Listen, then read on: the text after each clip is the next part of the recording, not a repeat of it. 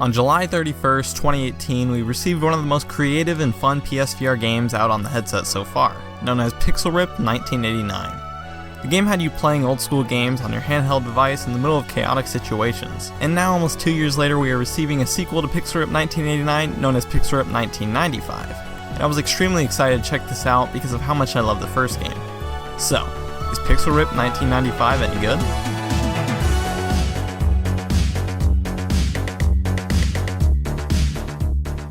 Pixel Rip 1995 has you playing as a kid named David as he gets involved in the crazy adventures of the retro hero Dot. Since the game takes you back to 1995, you'll be playing games that are 16-bit.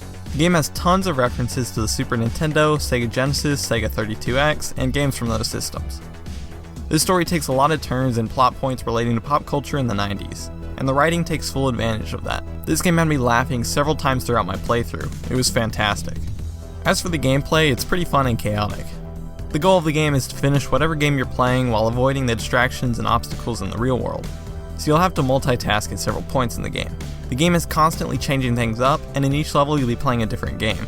So in one level you'll be playing a Super Metroid clone, and in another you'll be playing Streets of Rage. There are also several points in the game where the game world will mesh with the real world, which is where things get really crazy. Each of the games plays well and brings the difficulty you would expect from the classic games it pulls from. I can guarantee you that you'll die several times throughout your playthrough, but it was never too much for me to want to give up.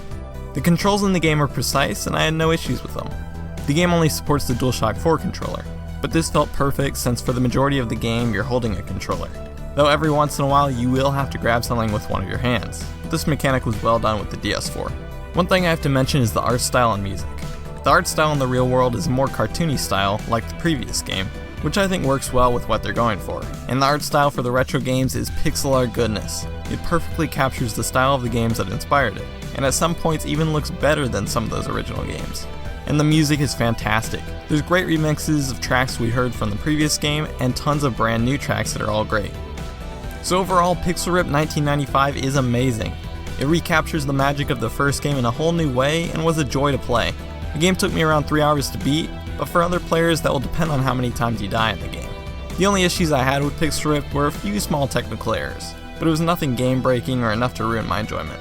If you're a fan of video games, whether modern or retro, Pixel Rip 1995 is worth your time.